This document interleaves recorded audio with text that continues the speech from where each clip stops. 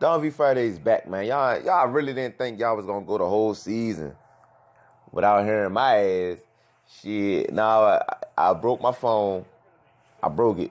See, before I get into the episode, I'm gonna do a little mini Samsung rant. Like, if you're gonna make a phone where you can't take the back off of it, at least have it so you can take the back off of it easily. Well, that don't even make sense. If you gonna make a phone where you don't fucking make a phone where you can't take the back off of it. That shit is take the back off of it. That shit is stupid. But anyways, I'll run y'all the story. I'll spit y'all the story. My battery life was getting trash on my Note. My battery life was getting trash. So I was like, okay. I went on eBay. I bought a new battery. And it came with a little toolkit to, take the back off. And I had to watch this. Anytime you gotta watch a YouTube tutorial to change your phone battery, you already in for some bullshit. But basically I destroyed my phone. I thought that changing my battery shit was gonna be a breeze. Nah, bro. I completely wrecked my Note. And I like the fucking phone. Anyways, that was my way of recording. So, but now, all those issues is over with. We back, man. We back strong, man. I had a great time at the Virginia Tech game. We played West Virginia in our season opener. Had a great time, man. Great time. Great, man, the tears. Man, look, real shit, though, before I get into all this. I had recorded, like, a post.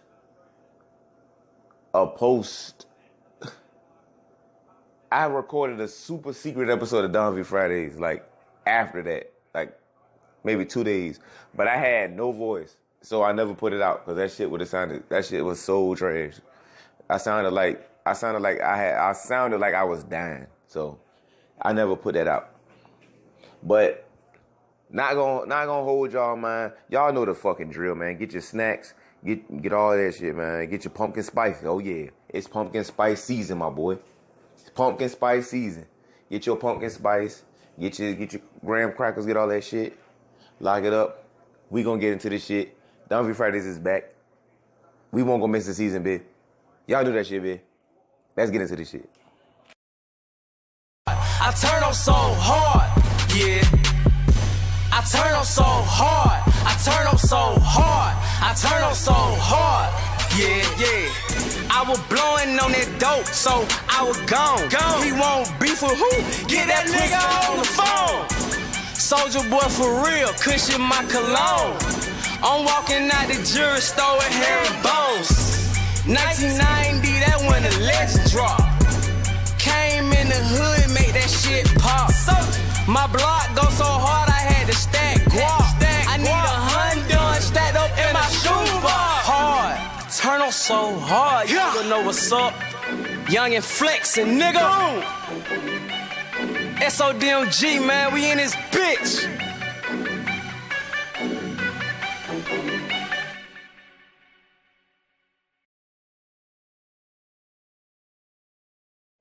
Welcome to the first in-season Don V Fridays. Every Don V Fridays I did was in the off-season. So this is the first one I've done in the season. Let me do a quick recap of the things that's happened in the season that I wasn't able to touch on during Don V Fridays. I think first and foremost, DeAndre Francois got injured versus Alabama. Thoughts and prayers and thoughts. That kind of like fucked up my entire like prediction, because I kind of like based everything on Florida State winning the ACC and possibly going to the playoffs and all that, and that fucks everything up. That was something major that happened. What was something else major that happened? Well, it's only been a couple of weeks. It's only been like 2 weeks of real, FBS ball. 3 weeks for everybody else. 3 weeks total. But DeAndre Francois got hurt, and I ain't gonna say Florida State season is over, but I mean they about to rely on the freshmen, so that pretty much opened up the conference for everybody else. But yeah, that happened, and Florida State lost a game, and Sam Darnold lit up. Sam Darnold lit up Stanford, and a whole bunch of shit that happened. Whole bunch of shit that happened in these 2 weeks. Oh, Texas A&M blew a big ass lead. Shit. As I record this, Kevin Sumlin got a job. Who knows? He might fire that cat tonight, bro. Shit. All types of things that happen.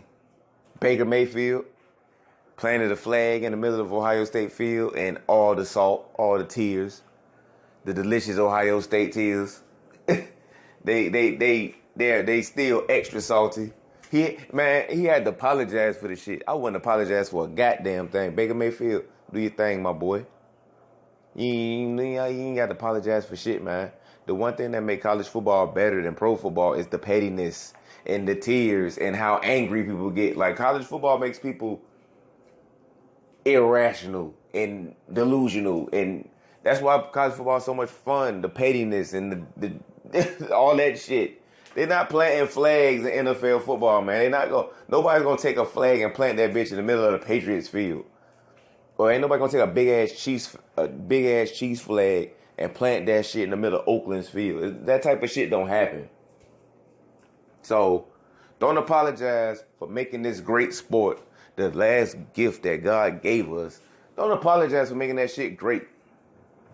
Just be a part of greatness. And yeah, those were the things that happened though. Oh yeah, it was another big game last week. Oh yeah, Clemson versus Auburn. Clemson got Auburn out the paint, and they probably got Larry Culpepper, aka Gus Malzahn. Quentin Flowers just threw a 90. They probably got Larry Culpepper out the paint, man. Gus Malzahn, bro. Sorry, my boy. It's a wrap for you. And Auburn got a lot of hype. Just because they took a Baylor quarterback, and I'm like, tell me how does that fit? Dude, Jared Stidham, he might got the arm, he might got the accuracy and all that, but you can't just take, this ain't NCAA, this ain't Madden. You can't take somebody because he got 92 throw power and 95 accuracy and just take him from here and put him there, whatever the case may be. It don't work like that. I never saw the fit. I mean, I'm not saying his season is over, their season is over. Their season is over. They got manhandled in the trenches. I mean, let's just call that what it is. But let's get on why I really wanted to come on here and talk about. I wanted to talk about Clemson versus Louisville. Round 2, I guess. Round 2, Lamar Jackson. Of course, there's no Deshaun Watson on Clemson's side. And this is the game of the week, man. I don't know I think College Game Day is going to be in Louisville. But this is the game of the week, man. People want to see, can Lamar Jackson light it up again? Because Lamar Jackson has been on another level this season. Passing the football, not running it. Passing it. He been lighting secondaries up and shutting these so-called scouts the fuck up who said he need to learn how to catch punts and he need to learn how to run routes and shit. And sadly, and this is sad, this is honestly sad, and I'm going to point out a huge double standard. But if Lamar Jackson does not, mind you, Clemson has the best defensive line in the country. There's no debate. Clemson has the best defensive line in the country, one of the best defenses in the country. If Lamar Jackson doesn't do if he doesn't repeat his performance from last year, or somewhat, he might can come up a little bit short of his performance last year. Basically, if Lamar Jackson isn't Superman against the best defense in the world, the scouts are going to put their hands up and say, see, told you he couldn't play. Meanwhile, you got Josh Allen from Wyoming who can barely beat a Power 5 team, not Clemson, can't beat a Power 5 team. You got all, they heap these expectations. I ain't even going to go there. I ain't going to go there. Lamar Jackson, you better ball. Basically, if you don't want to play receiver at the NFL, you better ball against Clemson. It ain't fair, but it is what it is. You got to work twice as hard to get half of what they get. It is what it is. That's the game I can't wait to see, man, because Clemson's defensive line is just so fucking nasty with Cleveland Farrell and Wilkins and Dexter Lawrence. And, man, they crazy, man. That is an insane amount of talent. And then they got Youngin coming in next year. Xavier Thomas, I think his name is. Man, Clemson set up for a while. And then they got Kelly Bryant, Martavis Bryant cousin, who apparently is just as fast, but got a rocket for an arm. Like, Clemson is just like ungodly, insanely talented. It's stupid how talented they are. Deion Kane is still the best receiver in the conference. You can make an argument for other guys, but Deion Kane is just insane. Hunter Renfrow is still insane. If I had to pick a winner, I still got to go with Clemson. I would pick Clemson. I honestly would pick Clemson. It's just too many. This feels like, honestly, when Clemson played Alabama 2 years ago, when it was basically the best player on the planet at the time, Deshaun Watson, up against that Bama defensive line from 2 years ago, when they had like Jaron Reed and Ashawn Robinson and shit. Even some of the guys that was on last year's team, they were just in their rotation, like, you know. And even though it was a great game and Deshaun Watson played his heart out and came up short, just that Bama team was just too much. And I think this is the same, much of the same. I think when it come down to it, not Deshaun Watson, Lamar Jackson is going to probably play a great game, but I think Louisville's going to come up just short. I mean, and there's no shame in coming up short to a team built like Clemson. There's no shame in that. Hopefully he has a great game like he did last year so he can get these scouts off his back. I read some disrespectful shit about Lamar Jackson this week. One scout saying he needs to learn how to be a punt returner if he wants to play in the NFL.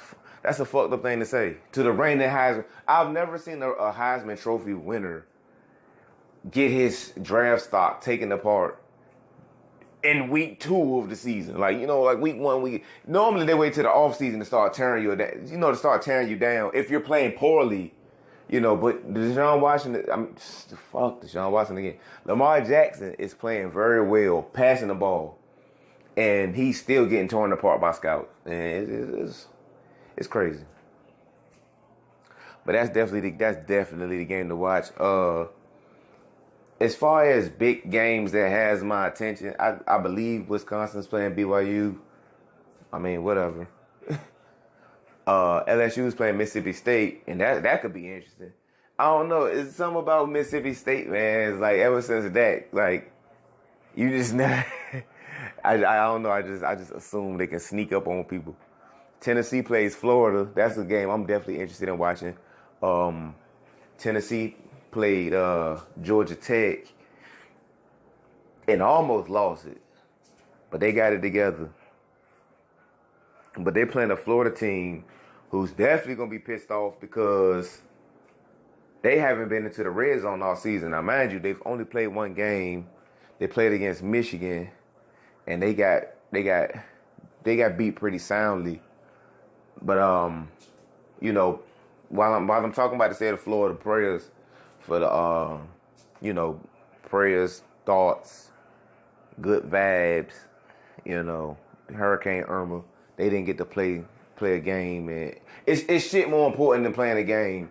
When you're dealing with people who are still without power, who are still dealing with, and trust me, I'm from the East Coast. I'm from the state of Virginia. I'm from Southeast Virginia, to be specific. And we get hit. I've lived through hurricanes. I've been without power for a month and a half, 2 months. I know I've seen the devastation of a hurricane. Like, I know exactly what y'all going through. So, my prayers, all of that. But Florida hasn't played a game last week. So you know, with the hurricane devastation and all on their mind. You know, who knows what type of game they're gonna play. So that'll be interesting to see. But Tennessee and Florida will definitely be like the second game I want to watch behind Clemson, Louisville. And you know, for you Hokie fans out there, Hokies play East Carolina. And I'm not fond of East Carolina. You know, y'all follow me on Twitter. I'm not fond of us playing East Carolina damn near every year because I mean it's the game every year that does nothing for us. It is their Super Bowl, and we have nothing to gain from it. And I mean, people can say, oh, you know, we play a game in North Carolina. Shit, we're gonna do that anyway. We play North Carolina and Duke. So what does playing East Carolina do for us? Like, if you're gonna play East Carolina, play them once every couple of years or whatever, but we play these motherfuckers for like we play these motherfuckers like they in the ACC. It's dumb. It's a dumb game. I would rather play West Virginia every year because at least if we lose it, it's to a decent opponent. You know, it's a rivalry game. It's more on the line. Beating East Carolina does nothing for you perception wise, and losing to them gets you clowned. And like I said, it's their Super Bowl every year. That game is their Super Bowl. So it's a dumbass game. Hopefully we hang 90 on them. So, you know, we blow them out like we did last year, hopefully. But that's it on the slate, man. Before I get up off of this, I want to talk about something. And it's real sad. Isaiah Wright. Anybody watch Last Chance U? Isaiah Wright. He was a running back at East Mississippi. These are all, I don't want to say rumors. These are all allegations, I guess. But him and his brother, who played at Indiana, allegedly caught a body. Some white boy got knifed up. And yeah, man, they got Isaiah Wright and his brother in police custody. To this point, to where I while I'm recording this, like I said, these are all allegations. So I don't want to say, you know, Isaiah Wright caught a body and then, you know, the man is proven innocent or something. But prayers to the victim, you know. Prayers to the victim's family, man. You know, somebody's son got to get buried. Somebody's brother probably, somebody's nephew, somebody's grandson, you know. He was 18 years old. Probably somebody's daddy, you know. Dead. So, prayers to the victim, you know. But it's just a sad story that even to be involved in the murder, even if Isaiah Wright didn't, you know, commit the murder, just having your name involved in a murder shows, you know, how far he's fallen since being on a reality show and being one of the rising star JUCO running backs. And it's a shame. It's a shame. It's sad. You know, that's a messy situation right there. It was a lot of things he could have done to make his situation better, the way shit ended. But he got fucked over by that staff too. I done went on about Buddy Stevens in the past.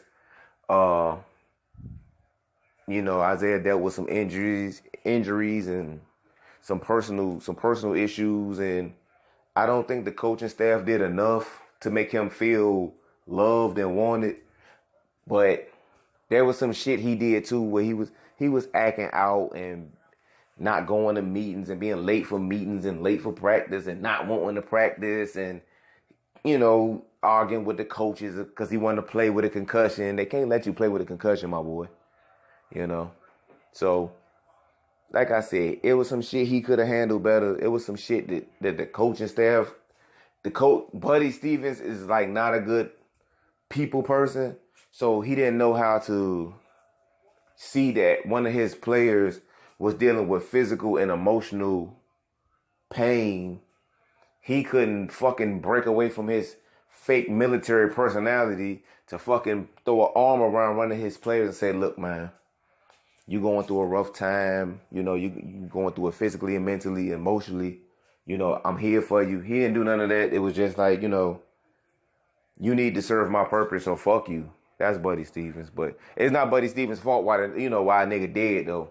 It ain't Buddy Stevens' fault why somebody cold in the ground either though. You know, that's possibly Isaiah's fault and his brother's fault. So like I said, RP to the victim, you know. Isaiah, get your shit together. Even if you didn't do this, get your shit together. Your name shouldn't even be involved in shit like this. Get your life in order, my boy. But that's it, man. Like I said, man, Don V Fridays is back, man. So tell a friend to tell a friend, man. Cold weather coming. Get your hoodies, get your coats. You know, love your family, all that. God bless.